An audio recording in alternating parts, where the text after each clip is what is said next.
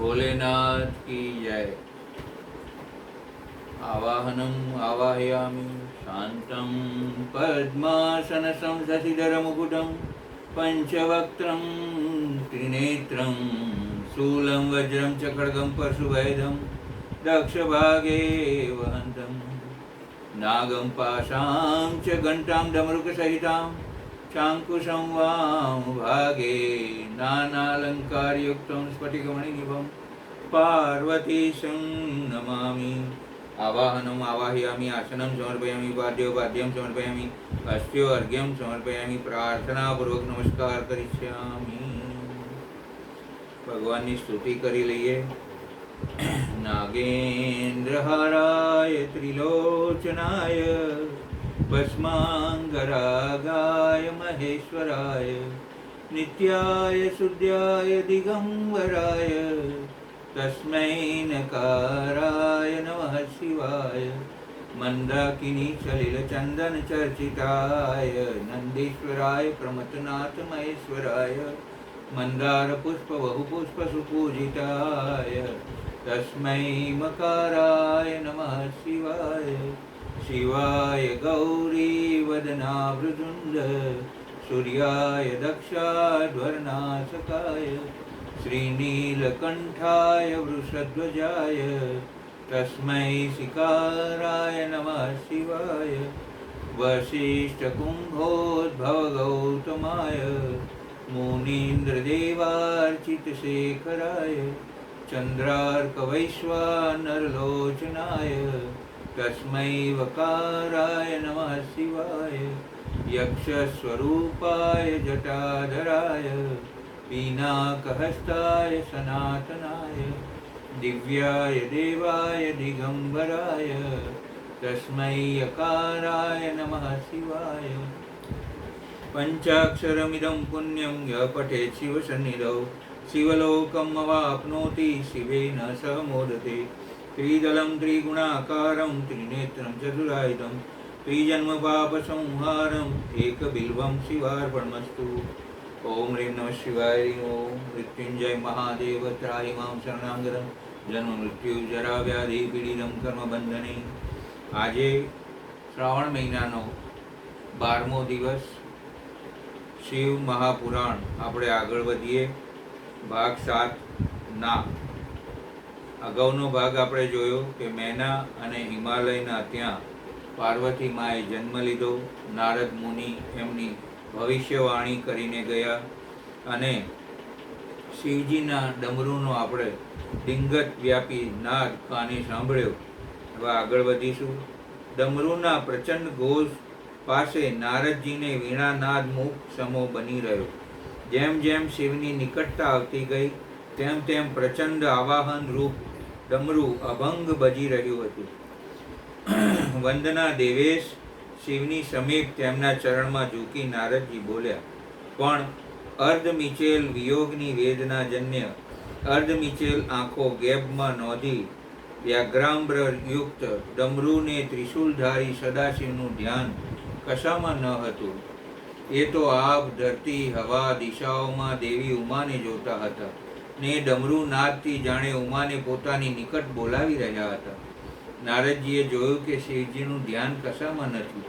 પોતાના આગમનની પ્રણિપાતની કક્ષાની જાણ પિનાક પાણીને નથી, ત્યારે તેમની જે દિશાએ ગતિ હતી એ દિશામાં સામે ઊભા રહી બે હાથ જોડી નારદજી બોલ્યા, દેવાદિદેવ સૃષ્ટિના સર્જન પાલન ને સંહાર કરતા હે રુદ્રદેવ, હું નારદ આપને ચરણે આપની સુખદ અવસ્થા સ્થિરતા પુનઃ પ્રાપ્ત થાય તેવા સમાચાર વિદિત કરવા આવ્યો છું।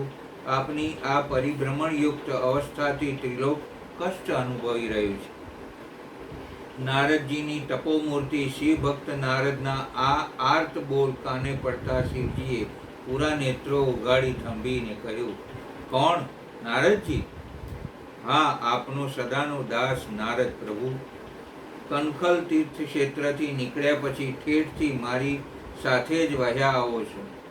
ના દેવેશ, ત્યારથી આપની સાથે નથી, પણ આપના ભગવતી ઉમાને પામવાના ઉદ્દેશયુક્ત અભંગ પરિબ્રહ્મણનો જ્ઞાતા છું। કૃપયા હવે આ પરિભ્રમણ થંભાવો તો સુખદ સમાચાર કહો તો ખરા. ભગવતી ઉમા પુનઃ અવતાર લીધો છે, સત્ય કહો છો? મોં પર ઉલ્લાસની આભા પ્રગટાવતા શિવજી થંભી એને બોલે, હા વૃષભનાથ, શિવા શિવ વિના કેમ એકાકી રહી શકે? ક્યાં છે? પરમ ભાગ્યવાન હિમવાન ને મેનાવતીને ત્યાં કાલી પાર્વતી નામે અવતર્યા છે. કેટલો સમય થયો? 8 વર્ષ. તમે જોયા? હા શંભુ, હું જોઈને જ આપની સમીપ આવ્યો છું. ઉમા કુશળ તો છે ને? હે ધ્રુજટી, જે શક્તિ સ્વરૂપા છે તેમની કુશળ ક્ષમતા પૂછવું જ કેમ પડે? એ તો કુશળ રહી બ્રહ્માંડને કુશળ રાખી રહ્યા છે. કંઈ બોલ્યા? હે કૃપાનાથ, 8 વર્ષની બાલિકા માતા પિતાના સાનિધ્યે શું બોલે? મેં એમની હસ્તરેખા જોઈ. પ્રત્યેક રેખા યોગી વર પામવાની હતી. મેં હિમવાન અને મેનાવતીને આ વાત કરી ત્યારે તેઓ પ્રથમ તો દુઃખી બન્યા, પણ પછી પાર્વતી તપ કરે તો આવા યોગી શિવજી પતિ તરીકે સોંપડે એમ મેં એમને સમજાવ્યું છે. આથી પાર્વતી તપ કરશે. તમારા આ સમાચારથી હું તમારા પર પ્રસન્ન થયો છું. માગો માગો નારદ. અરે દેવેશ, હું તો તાપસ, સાધક, આપનો ઉપાસક ને સેવક. મારે કંઈ માગવાનું હોય જ નહીં. તોય માગું એટલું કે આપના નિત્યધામ કૈલાસમાં હવે બિરાજો. મારા ચિત્તમાં હવે ઉદ્વય ગ્રહિતતા પ્રગટી હોવાથી હું કૈલાસ જ જઈ શકીશ. અરે આપનો વૃષભ કેટલાય વર્ષોથી આપની પ્રતીક્ષા કરતો બેઠો છે. ગણો અને ગણનાથ પણ આપના ડમરૂના નાદ વિરામની પ્રતીક્ષા કરતા કૈલાસ પર ઉદ્વિગ્ન બેઠા છે. હવે આપ ત્યાં પધારો. અને મલકી રુદ્ર કૈલાસ ભણી પરવર્યા. નારદજીને આનંદ થયો, દેવતાઓ પણ રાજી થયા. કૈલાસ ભણી શિવનું ગમન જાણી હર્ષથી વૃષભ ભાંભર્યો. ભૂત, પ્રેત, પિશાચ, ડાકીની, શાકીની હર્ષથી કિલકિલાટ કરી ઉઠ્યા ને દેવાધિદેવના સ્વાગત કાજે સામે ગયા. માથે જટા જૂઠ, ભાલે ચંદ્ર, ભસ્મ લેપન, વ્યાઘ્રામ્બર, ડમરુ ને ત્રિશુલ યુક્ત ભગવાન પિનાક પાણી કૈલાસ પર આવતા ઉમા પ્રાગટ્યના આનંદજન્ય સમાચાર વાગોળતા હર્ષના અતિરેકમાં સમાધિસ્થ બની ગયા. એમને સમાધિસ્થ જોતા એમના ગણનાયક અને ગણ પણ સમાધિસ્થ બન્યા. એ જ રાત્રિના નિર્ગમન પછી સૂર્યોદયે પાર્વતીમાં મેનાવતીના પડખામાં ભરાતી કોયલ જેવા મધુર કંઠે કહેતી હતી, માં કેમ બેટા? પાર્વતીના મોં પર દોડતા પ્રસન્નતાના આભરો નિહાળતી મેના બોલી ને પાર્વતીને ચૂમીઓ લઈ રહી. દેવર્ષિ નારદે તો દિવસે મારી હસ્તરેખા જોઈ મારું ભાવિ ભાખેલું, લગ્ન જીવનની આગાહી કરેલી ને મારા ભાવિ પતિ યોગી હશે એમ કહેલું. હા બેટા, એ તો કાલ સવારની જ વાત છે ને યોગી રૂપ તો શિવનું જ છે. તેમને પામવા માટે યોગ્ય તપ આચરવું કહેલું. બા, એની જ વાત કહેવા આવી છું. ગૌર સપ્રમાણ ઘાટીલું આનંદ વિભોર મોં માતા સામે નોંધી પડખામાં ભરાઈ બેઠેલી પાર્વતી બોલી, હા કહે પારુ. આજ પાછલી રાતે મને સ્વપ્નું આવ્યું. એમાં મને એક તપસ્વી ક્રાંતિયુક્ત બ્રાહ્મણ મળ્યા ને 2 હાથ જોડી નમીને કહ્યું, પાર્વતે, તમે જે શિવ વર પામવા ઉત્સુક છો તે મહાદેવ તમને બતાવો, તેમના દર્શન કરાવો ને મને એ તેની સંગાથે અહીં નિકટ જ કૈલાસ પર લઈ ગયા. ત્યાં ધવલ કૈલાસ પર ભસ્મયુક્ત નીલ દેહધારી જટાજૂટ યુક્ત ધ્યાનસ્થ સદાશિવને જોયા ને હું 2 હાથ જોડી તેમને નમી. પછી બેટા, મને એ વિપ્ર અહીં સુધી પાછા લાવ્યા ને કહ્યું, પાર્વતી, શિવપતિ પામવા ભારે ઉગ્ર તપસ્યા કરવી પડશે. શું કરો છો માતા પુત્રી? બહારથી સાદ દેતા હિમવાન અંદર પ્રવેશે. આ રહ્યા હું અને કાલી, મેના બોલી. પાર્વતી મેનાના પડખામાં માથું નાખી છુપાઈ ગઈ. તમને એક વાત કરવા આવ્યો છું. પ્રભાતમાં પ્રહોરમાં વળી શી વાત છે? એક મંગલમય સ્વપ્નાની. પારુ પણ સપનાની જ કહાણી કહેતી બેઠી છે. હવે તમે કહો. દેવર્ષિ નારદે જે યોગીનું વર્ણન કર્યું હતું તે શિવ યોગી આપણા કૈલાસ પર તપ કરવા સમાધિ લગાવીને બેસી ગયા છે.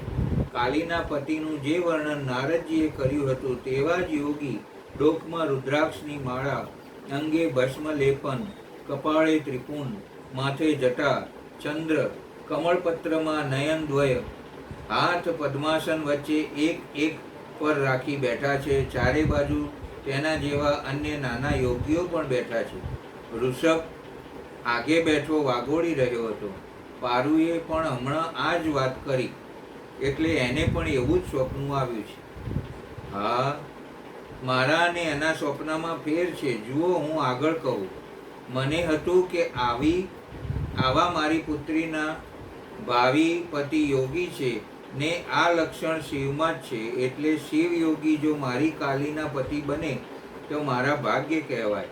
આ ઉત્કૃષ્ટ ભાવનાથી પ્રેરાઈ હું પાર્વતીને લઈ આ યોગી શિવ પાસે ગયો ને પાર્વતીને યોગી સેવાનો થોડો ઉપદેશ આપ્યો. નહીં બાપુજી, તમે મને સ્વપ્નામાંય આવો ઉપદેશ આપ્યો નથી. પાર્વતી મંદ હસતી માતાના સમીપથી બોલી. સાંભળતો બેટા. પુત્રીના કથનને રોકતા હિમાવને મેનાને કહેવા માંડી. પછી શિવજીને નમીને કહ્યું, યોગીરાજ, આપ માત્ર મારી પુત્રી કાલીના સેવાનો સ્વીકાર કરો. તે આપને સ્નાન કરાવશે, પૂજાના સાહિત્યો, યજ્ઞના સાધનો આદિ લાવી પૂરા પાડશે. પિતાજી, તમે તો મારું નામ કાલી રાખ્યું ને પાર્વતી પણ રાખ્યું. ડાબી બાજુનો દેહ કાલીનો ને જમણી બાજુનો પાર્વતીનો. ખડખડાટ હસતા પાર્વતી બોલ્યા. કાલી તો મેં તારું બચપણનું નામ રાખ્યું છે. હવે તો તું 8 વર્ષની થઈ. હવે તારું નામ પાર્વતી જ છે. હા, પછી પાર્વતી જોડે વિવાદ કરો. પ્રથમ સ્વપ્નાની અધૂરી વાત પૂરી કરો, મેનાએ કહ્યું. પણ યોગીએ મારી આ વાતનો અસ્વીકાર કર્યો. હિમવાનના શબ્દોમાં નિરાશા હતી. કેમ? મેના પણ આ સાંભળી નિરુત્સાહ બની ગઈ. કોણ જાણે ના કહી, પણ અમારા બેઉ વચ્ચે સાંખ્ય અને વેદાંત અનુસાર ભારે સંવાદ જામી પડ્યો. તોય ના કહી શકાય, પણ આખરે પાર્વતીએ એમની જોડે ભીષણ સંભાષણ કર્યું ને શિવ માની ગયા ને પાર્વતી સુખપૂર્વક યોગીની સેવા કરવા લાગી. વાતનો અંત કેવો આવે છે એ જાણવા આતુર મેનાવતીએ આ સુખાંતથી બહુ પ્રસન્નતા થઈને પાર્વતી સામે જોયું. પ્રસન્ન માધુર્ય દ્રષ્ટિ પાર્વતી પર ઠેરવી કે પાર્વતી બોલી, નહીં માં, મારા પિતાનું આવું સ્વપ્ન આવ્યું હોય ને હું આમ યોગીની સેવા કરવા રહી ગઉં એ ખોટું છે. હશે બેટા. પ્રસન્નતાથી નાની પાર્વતીની પડખામાં દાબતી મેના બોલી. તીરછી નજરે પારુ માં સામે જોતી મલકાતી હતી. ત્યાં અનુચરો સમાચાર લાવે, મહારાજ, આપણા પર્વતના કૈલાસ શિખર પર એક યોગી તપશ્ચર્યા કરવા આવ્યા છે ને તેમના શિષ્ય સમુદાય સાથે બસ ચૂપચાપ બેસી રહે છે.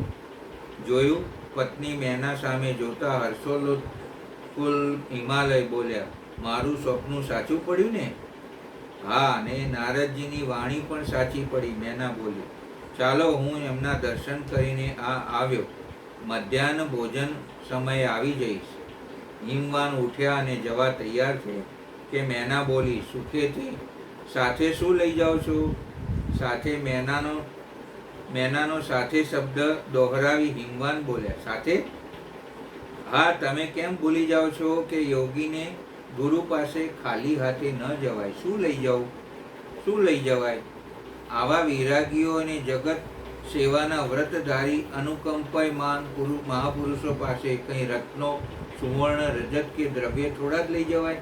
તેમને ચરણે મૂકવા સુમધુર ફળો લઈ જાઓ, પુષ્પ અને મધ લઈ જાઓ. સારું. સ્વપ્ન સાકાર થયું છે.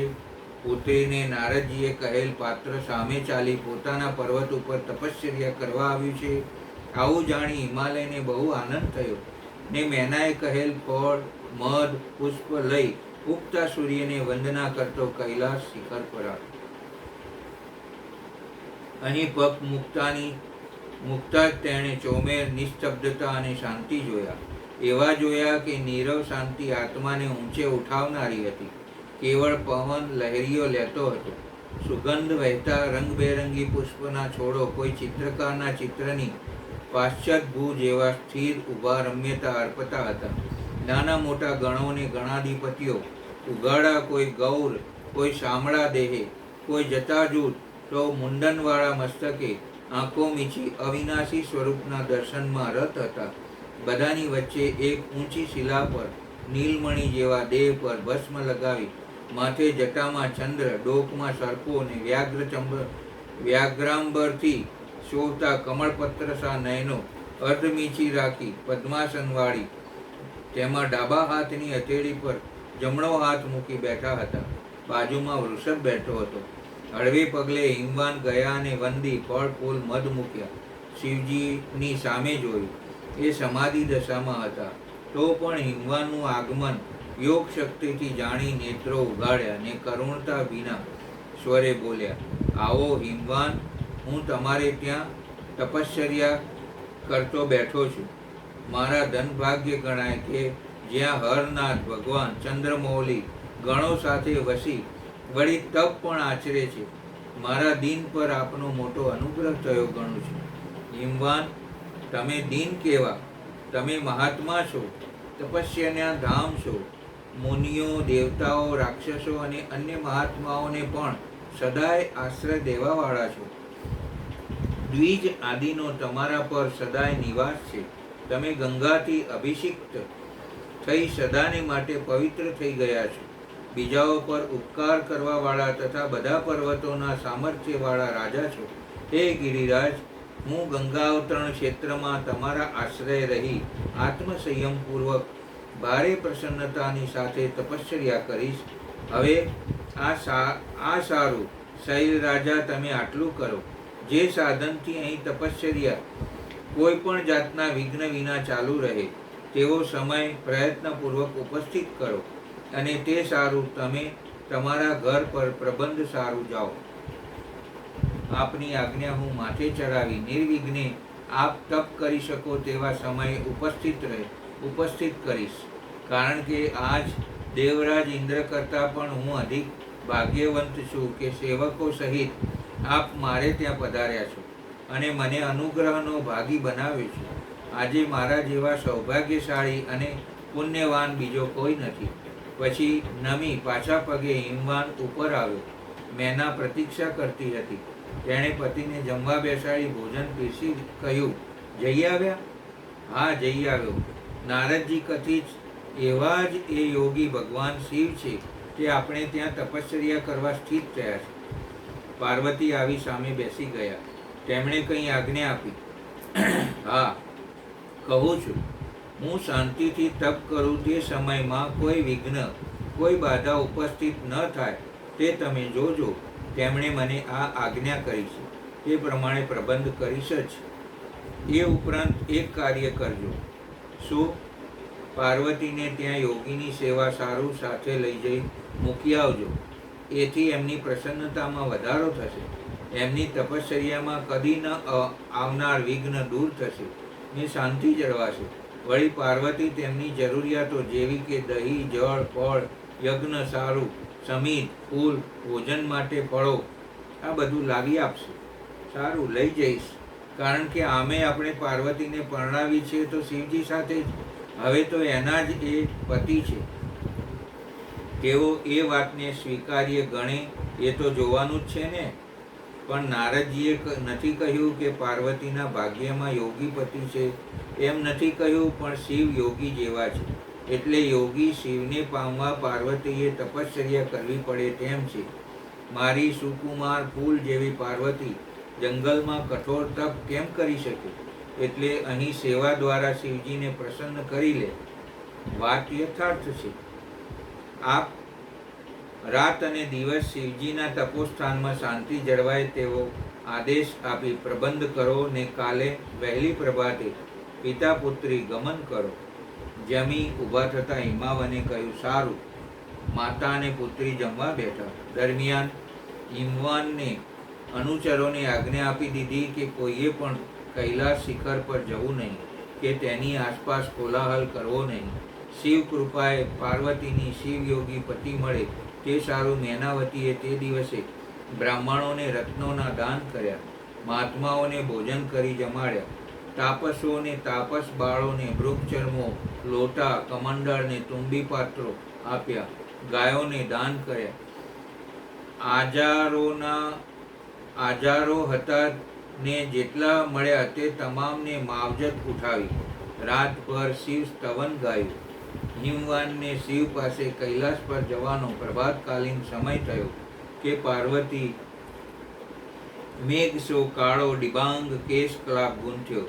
અંગ ઉપર રેશમી નવા વિવિધ રંગી આકર્ષક વસ્ત્રો પહેર્યા.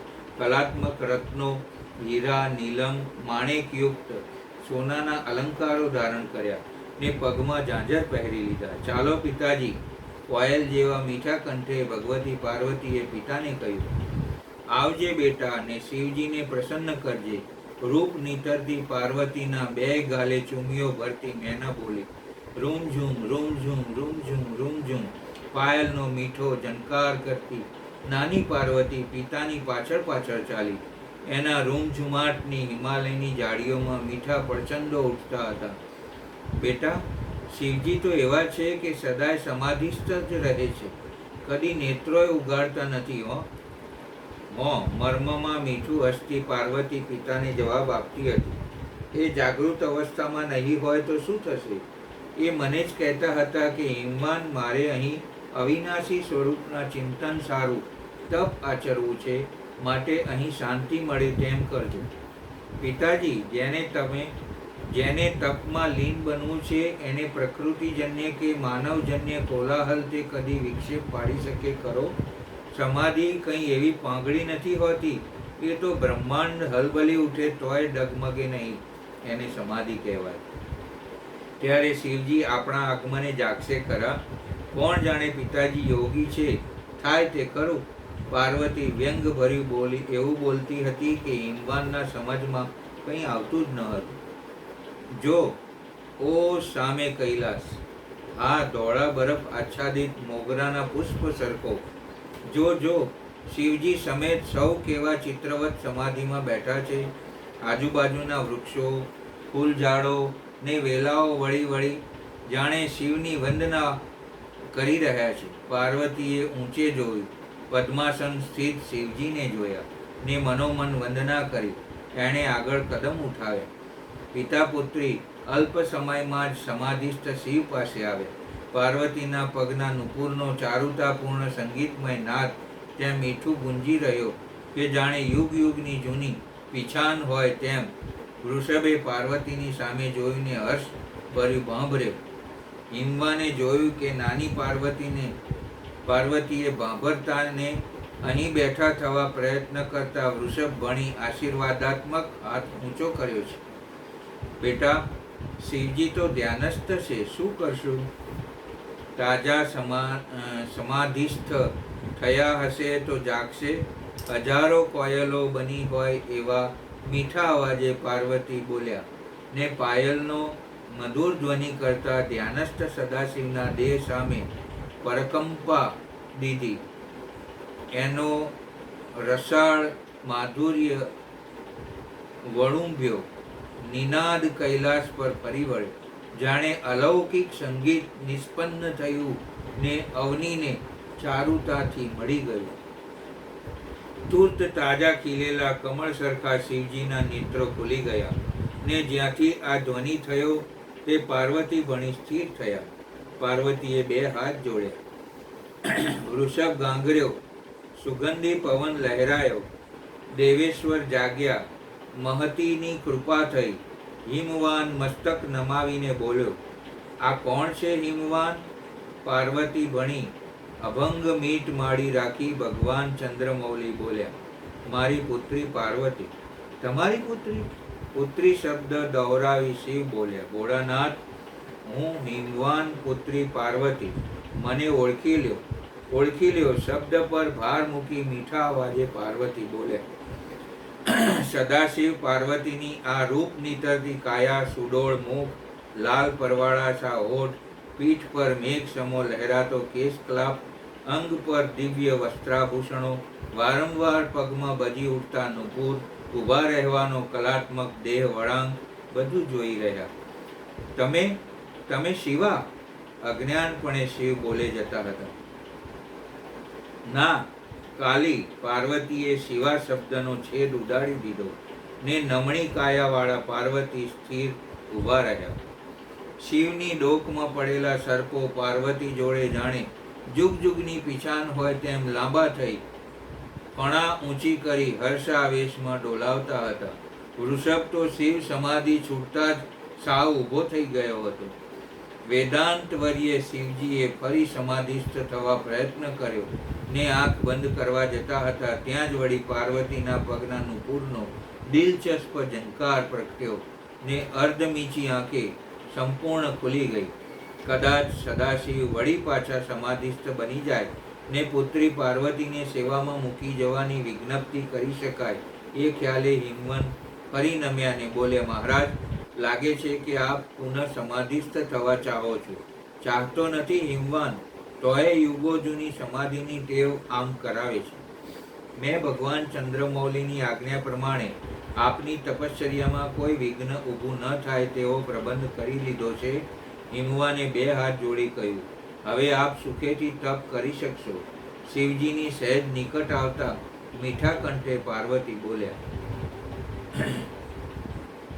શિવજી આ પ્રશ્નનો જવાબ વાળી ન શક્યા, પણ હોઠમાં ધીમું હસ્યા. મહાદેવ, મારી એક વિનંતી આપને ચરણે છે. શિવ, આપ અહીં વસો છો એથી હું અહીં રોજ મારી પુત્રી સાથે આપના દર્શનાર્થે આવીશ ને મહાભાગી બનીશ. મારી પુત્રીની પણ આપના નિત્ય દર્શનની અભિલાષા છે. જે દર્શન સારું દેવો, મુનિઓ, બ્રાહ્મણો, ગાંધર્વો, કિન્નરો, સિદ્ધો ને દૈત્યો ઝંખે છે એવા આપ મારે ત્યાં પધાર્યા છો તો આ સૌભાગ્યનું પ્રદાન કરો. હિમવાન, તમે એકલા નિત્ય દર્શને આવો, મારી આ પુત્રી સાથે નહીં. ના, હિમવાન ચોંકી ઉઠ્યા. કમરે બેઉ હાથ ટેકવી પાર્વતી સ્થિર બન્યા. અહીંયા આપણે આ 7મો ભાગ પરિપૂર્ણ કરીએ છીએ. 8મો ભાગ શરૂ કરીએ. પુરુષ અને પ્રકૃતિ. શિવજીનો નકારાત્મક બોલ પૂરો થયો કે જાણે નારાજ થઈ ઉઠેલા હોય તેમ વૃષભ ભોંય પર બેસી ગયો. સર્પો પાછા ફણો સંકોરી શિવજીના ગળામાં નિષ્પ્રાણ સરખા થઈ રહ્યા. પવનની એક ધુમરી આવી વિલાઈ ગઈ. પાર્વતી બેઉ હાથ ધરતી સરસા ભીંસી કાયા વંકી કરી શિવજી સામે જોઈ રહ્યા. મારી પુત્રી સાથે કેમ ના આવું મહારાજ? શા કારણે? હિમવાનના અવાજમાં કરુણા હતી, આશાભંગની કાકલુદી હતી, નિરાશા હતી.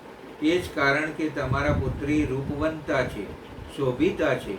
કોયલ જેવો કંઠ, દાડમની કડી જેવા દાંત, ભુજંગસો કેશ કલાપ, લાલ લાલ પરવાળાસા હોઠ, કુમકુમથી પગની પાનીઓ, મન બુદ્ધિ ને પરાભવ કરનારા નયન દ્વય, દિવ્ય વસ્ત્રાભૂષણો, આ બધું જોતા તેની સ્મૃતિ માત્ર મારા તપને ચલ કરનારા છે, ધ્યાન મુકાવનારા છે. તેથી તે નિત્ય મારી પાસે આવે તો હું ધ્યાનસ્થ બની નહીં શકું. આપ તો આદિ છો, નિર્વિકાર છો, ગુણથી પર છો. આપને આ મારી નાની પાર્વતી કેમ તપસ્યા ભંગના કારણરૂપ બની શકે? મારા મગજમાં આ વાત આવતી નથી. હિમવાને પોતાની વાતને સદ્રઢપણે રજૂ કરી. સ્ત્રી માયા સ્વરૂપિણી છે. એના સંપર્કથી વૈરાગ્ય નાશ પામે છે. આપ ભગવાન નીલકંઠ વૈરાગ્ય રૂપ છો. આપ માયાતીત છો. આપને એ ભય હોય એ કેમ સંભવે? હું તો મારી પુત્રીને નિત્ય દર્શન ઉપરાંત આપની સેવામાં મૂકી જવા માગું છું. હિમવાન અડગ રહે. હિમવાન સ્ત્રી વિષય વાસનાની જળ છે અને જ્ઞાન વૈરાગ્યનું નાશ કરવા વાળી છે. એથી આવી તમારી માગણી હું કેમ સ્વીકારી શકું? હિમવાન શોકયુક્ત બની ગયો, એવો શોકાતુર બની ગયો કે એની વાણી ચૂપ થઈ ગઈ. બુદ્ધિમાં બાધીરતા આવી ગઈ. પાર્વતી આ જોયું અને દેવ વલ્લરી શિવજીને વધુ સમીપ ગુમાવી શિવજીની નિકટ બેસી ગયા. બેસવાનો એમનો કલાત્મક અંગમરોડ, પાયલનો પદધ્વનિ ને દેહમાંથી વછૂટતી અગોચર સુગંધ શિવજીના મન બુદ્ધિને ચલાયમાન કરી રહ્યા. હથેળીમાં રૂપાળું મોં ટેકવી શિવજી સામે જોઈ પાર્વતી બોલ્યા, યોગીરાજ, આપે આ કેવી વાત કરી નાખી? યથાર્થ. તો એ યથાર્થ વાતનો આપ મારો પ્રત્યુત્તર સાંભળો. જો કે આપ તો જ્ઞાન વિશારદ છો, છતાંય હું આપને કથું છું. આપ તપ શક્તિથી સંપન્ન બની ભારે તપ કરો છો. એ શક્તિ કારણ જ મહાત્માને તપશ્ચર્યા કરવાનો વિચાર થયો છે. બધા કર્મો કરવાની જે આ શક્તિ છે તેને પ્રકૃતિ જાણે. પ્રકૃતિ જ બધાની સૃષ્ટિ, પાલન અને સંહાર થાય છે. ભગવાન, આપ કોણ છો અને સૂક્ષ્મ પ્રકૃતિ શું છે તેનો વિચાર કરો. પ્રકૃતિ વિના લિંગરૂપ મહેશ્વર કેમ થઈ શકે? આપ સદા પ્રાણીઓ માટે જે અર્ચનીય, વંદનીય અને ચિંતનીય છો તે પ્રકૃતિના કારણે જ છો. એ વાતને હૃદયમાં વિચારી હવે આપને જે કહેવાનું હોય તે કહો. હું ઉત્કૃષ્ટ તપશ્ચર્યા દ્વારા પ્રકૃતિનો નાશ કરું છું અને તત્વતઃ પ્રકૃતિ રહિત શંભુના રૂપમાં સ્થિત થાઉં છું. એથી સત્પુરુષોએ કદીએ ક્યાંય પ્રકૃતિનો સંગ્રહ કરવો જોઈએ નહીં. લોકાચારથી દૂર અને નિર્વિકાર રહેવું જોઈએ. કલ્યાણમય યોગીન, આપે જે વાત કરી છે, વાણી પ્રકૃતિ નથી તો પછી આપ તેનાથી પર કેમ ન થઈ ગયા? પ્રકૃતિનો સહારો થઈ કેમ બોલવા માંડ્યા? આ બધી વાતનો વિચાર કરી તાત્વિક દ્રષ્ટિથી જે યથાર્થ વાત હોય તેમ જ કહેવી જોઈએ. આ બધું કંઈ સદા પ્રકૃતિથી જ બંધાયેલું છે. એથી આપે ન તો બોલવું જોઈએ કે ન કંઈ કરવું જોઈએ. કેમ કે કહેવું ને કરવું આ બધો વ્યવહાર પ્રાકૃત છે. આપ જે કંઈ સાંભળો છો, જમો છો, નિહાળો છો અને જુઓ છો તે બધું જ પ્રકૃતિ જ કાર્ય છે. જૂઠો વાદ વિવાદ કરવો વ્યર્થ છે. શંભો, આપ પ્રકૃતિથી પર છો તો આ સમયે આ હિમાલય પર્વત પર આપ તપસ્યા શા માટે કરો છો? હર પ્રકૃતિએ આપના સ્વરૂપને ગળી લીધું છે. એથી આપ આપના સ્વરૂપને જાણતા નથી. આપ જો આપના સ્વરૂપને પીછાનો તો તપની કોને માટે કરો છો? પ્રત્યક્ષ પ્રમાણ ઉપલબ્ધ થવાથી વિદ્વાન પુરુષ અનુમાન પ્રમાણને નથી માનતા. જે કંઈ પ્રાણીઓના ઇન્દ્રિયોના વિષય છે તે બધું જ્ઞાની પુરુષો એ બુદ્ધિથી વિચારી પ્રાકૃત જ બનવું જોઈએ. યોગી, વધુ કહેવાથી શો લાભ? હું ઉત્તમ વાત કહું છું. આપ પુરુષ છો એ સત્ય છે. સત્ય છે એમાં સંશય નથી. મારા અનુગ્રહથી જ આપ સગુણ અને સાકાર મનાયા છો. મારા વિના આપ નિષ્ક્રિય છો, કંઈ પણ કરી શકતા નથી. આપ જીતેન્દ્રિય હોવા છતાં પણ પ્રકૃતિને આધીન બની સદા નાના પ્રકારના કર્મ કર્યા કરો છો. ફરી આપ નિર્વિકાર કેવા અને મારામાં લિપ્ત કેવી રીતે નહીં? જો આપ પ્રકૃતિથી પર હો ને જો આપની આ કથન સત્ય હોય તો આપે મારા સમીપ રહેતા ડરવું પણ ન જોઈએ. છેલ્લા શબ્દોથી શિવ મહાત થયા ને પ્રસન્ન પણ થયા. મોં પર એક મીઠી મુસ્કાન પ્રગટી ઉઠી અને બોલ્યા, દેવી, તમારું કથન સત્ય છે, સાંખ્ય મત પર આધારિત છે. ત્યારે આપ હવે વેદાંતમય સ્થિત બની આજ્ઞા આપો. શિવજીનું પરિવર્તન નિહાળી વ્યંગમાં હસતા પાર્વતી બોલે, આપ પ્રતિદિન મારી સેવા કરો. ભારે અનુગ્રહ થયો. પાર્વતી નમીને બોલ્યા, ભારી અનુગ્રહ થયો. પાર્વતી નમીને બોલ્યા, પણ એ શાસ્ત્ર નિષિદ્ધ ન હોવી જોઈએ. હા પ્રભુ, એમ જ હોવું જોઈએ. હિમવંત, આજ્ઞા મહારાજ. તમે તમારી પુત્રી સાથે અહીં નિત્ય દર્શને આવતા રહેજો. એકમેક શંકરની આ સંમતિથી તેના નિગૂઢ રહસ્યને ન કળી શકનાર કે પાર્વતી શિવના સંભાષણનું શોકાતુર હાર્દ ન સમજી શકનાર હિમવાન આથી રાજી થયા અને બોલે, બસ મારી મનીષા પૂરી થઈ. દર્શન માત્ર નહીં પણ તમે જેમ પ્રથમ કહ્યું તેમ અહીં મારી પૂજાને સેવા અર્થે મૂકી પણ જઈ શકો છો. હિમવાનને થયું, નારદજીની ભવિષ્યવાણી હવે કદાચિત સત્ય ઠરશે. શિવજીનો અનુગ્રહ થયો. કેમ થયો એ ના સમજાયું, પણ હવે મારી પુત્રી શિવ વરને પામશે. ધન્ય પિનાક પાણી, આપ ધન્ય હો. એમ બોલી હિમવાન મને અહીં તપ કરવાની અનુજ્ઞા આપો, કારણ કે આ પર્વત તમારો છે ને તમે તે સ્વરૂપ છો. ચરાચર બ્રહ્માંડ જ્યારે આપનું છે, આપ બધા જળ અને ચૈતન્યના સ્વામી છો, ત્યારે અહીં તપ કરવા વસવા હું આપને કેમ ના કહી શકું? હું પણ તમારો છું અને આ પૃથ્વી સમેત આપના જ છે. સારું, હવે તમે ઘર પર જાઓ. અને હું મહારાજ નાજુક રૂપાળા 2 હાથ જોડી મધ મીઠા કંઠે પાર્વતી બોલી, તમે પણ પછી આપની સેવા અર્થે આવી શકો ને? આ શબ્દોમાં ઉપાલંબ હતો. હા, તમારું કથન મને સત્ય ભાષ્યું છે. એને વધુ સત્ય ઠરાવવા કે હું પ્રકૃતિથી પર છું, એથી તમારા સાનિધ્યથી હવે ડરીશ નહીં. પાર્વતીજીએ જવાબ પગ ઉપાડ્યો ને નુપુરનો મધુર ધ્વનિ વનની ચોમેર ગુંજી ઉઠ્યો. સર્પોને, વૃષભને શિવ પાર્વતીનું આ મધુર સમાધાન ગમ્યું, અને પાર્વતીનું ગમન જાણે કે ગમતું ન હોય તેમ સર્પો શિવની ડોકમાંથી લાંબા થઈ ફણા પ્રસારી પાર્વતી ભણી જોઈ રહ્યા. વૃષભ મીઠું ભાંભરતો ચારે પગે ઊભો થઈ ગયો. પાર્વતીનું બીજું આગળ કદમ, નુપુરનો મીઠો ધ્વનિ અને શિવજીની સમાધિ સાવ છૂટી ગઈ. પ્રકૃતિથી અલિપ્તતાને કે પર હોવાની ભાવનાઓ, વિચાર, સૃષ્ટિ સાવ છુંડો થઈ ગયો. ઉજાસની આભા લહેરાવતા, પગલે સંગીત લહેરાવતા, દિશાઓમાં રૂપ માધુરી પ્રગટાવતા પાર્વતી પિતા સાથે ઘર પર આવ્યા. મેનાવતી તો પ્રતીક્ષા કરતી જ હતી.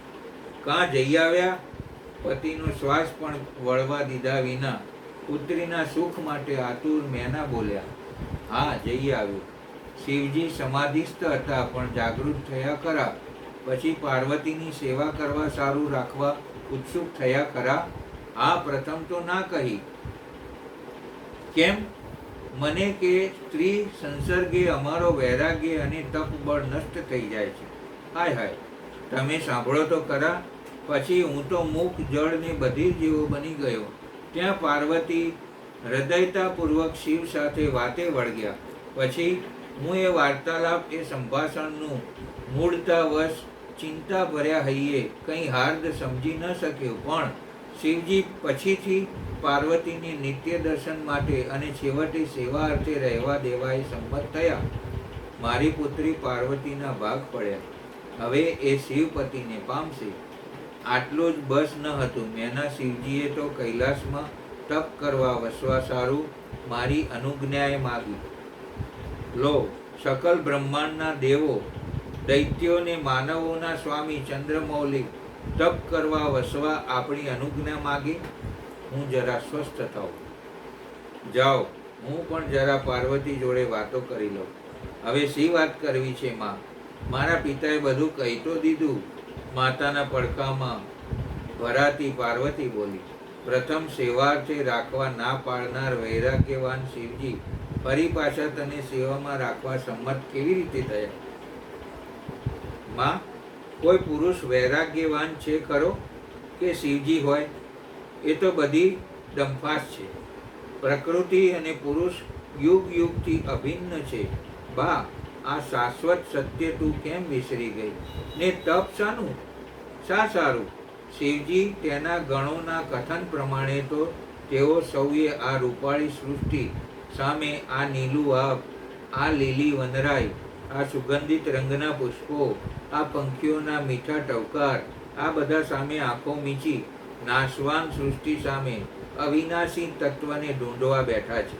પણ બા, અવિનાશી તો એક પ્રકૃતિ છે. અવિનાશીનો નાશ નહીં થવા દેનાર તો શક્તિ છે, અને એ પ્રકૃતિ છે. એટલે આ વાત મેં શિવજીને સમજાવી. ને બા મારા સામે જોતા જોતા, નુપુર ધ્વનિને સાંભળતા સાંભળતા એ માની ગયા. ને ખિલખિલાટ હસી એણે માના પાલવમાં માથું છુપાવી લીધું. ત્યાં પાર્વતીની સખી જયા આવી. બહેન, ક્યાં જઈ આવ્યા? મેના સામે જોઈ જયા બોલી. હા, જઈ આવ્યા. બધું પ્રસન્નતાપૂર્વક પાર પડી ગયું. મેનાએ જવાબ આપ્યો. કરના કંકણનું મધુર ધ્વનિ પ્રગટાવતા પાર્વતી માની પડખામાંથી સહેજ અળગા થયા. જયાએ તેમની સામે મીટ માંડી અને પ્રત્યુત્તરમાં પાર્વતીનું મોં શરમથી લાલચોળ થયું હતું. બેસો, તમે બેઉ બહેનો વાતો કરો. હું તમારા પિતાને સ્નાન ભોજન આપી બધાની પૃચ્છા કરીને આવું છું. મેનાવતી ઊભા થયા ને ભીતર ગયા. બેઉ સખીઓ એકલી પડી. શિવ પ્રસન્ન થયા બહેન? જયાએ પૂછ્યું. જેને હું પ્રસન્ન કહું તેવી અવસ્થામાં શિવજી હજુ નથી આવ્યા, પણ તેમની સેવા અર્થે જવા આવવા સંમતિ આપી છે. એ પણ ઘણું છે. અહોની તપસ્યા આચરતા સૌજન્ય મૂર્તિ શંકરને તમે પ્રસન્ન કરી શક્યા એ અભૂતપૂર્વ બનાવ છે. એ પ્રસન્નતા ટકાવવા તમારો સહારો જોઈશે. તો હું ક્યાં તમારાથી ભિન્ન છું? કાલે આપણે સંગાથે શિવજી પાસે જઈશું, તેમની સેવા પૂજા અર્ચના કરીશું ને એ તો અમારા સ્વામી છે જ. એથી મારો કર ગ્રહે એ સારું, યોગ્ય સાધના આચરીશું. કાલે હું સંગાથે આવીશ. તે પહેલાં મારા સારું નિત્ય નવા વસ્ત્રો, નવા આભૂષણો, નવા સુગંધિત દ્રવ્યો, નવા સ્વરો નિષ્પન્ન કરતા નવા નુપુર, નવા મૃગુટ ને નવા કર્ણકુલ કુંડલ. હા બહેન, એ બધું હું સજ્જ કરીને રાખીશ. અહીં ક્યાં તોટો છે? હીરા, રત્નો, સુવર્ણ આ બધું તો આપણે ઘેર નીપજે છે. બીજા દિવસનું પ્રભાત પ્રગટ્યું. કપાળે પ્રભાતકાલીન ગુલાબી ક્ષિતિજ સમો ગુલાબી ચાંદલો કરી અંગ પર દિવ્ય વસ્ત્ર આભૂષણો સજી પાર્વતી કૈલાસ ભણી ચાલ્યા. અહીંયા આપણે વિરામ લઈએ. બીજા દિવસની મુલાકાત આવતીકાલે આપણે લઈશું. શિવ પુરાણ થોડુંક મોટું છે. આવતીકાલે થોડુંક વધારે વાંચન કરીએ એવી અપેક્ષાઓ રાખીશ. તો બધા ભક્તો આવતીકાલે થોડો વધારે સમય લઈશું. એકાદશીનો લાભ લઈશું આપણે. ભગવાન ભોલેનાથ કી જય.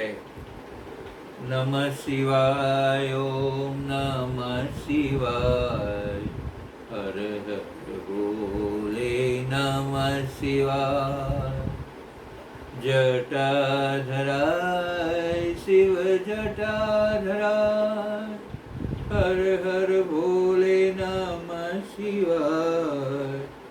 નમઃ શિવાય. નમઃ શિવાય. હર હર ભોલે નમઃ શિવાય. મિત્રો, રોજે કહ્યું છું એમ તમારા મિત્રોને આ કથા મોકલો અને એ લોકો પણ શિવમય બને, પોતાનું કલ્યાણ કરે અને શ્રાવણ મહિનાના આ સમયગાળાનું પુણ્ય મેળવે, પુણ્યાંશ મેળવે. ખાસ ભૂલાય નહીં. દિશા ચિંતવાનું પણ ફળ છે. જય અંબે, જય ગુરુદેવ.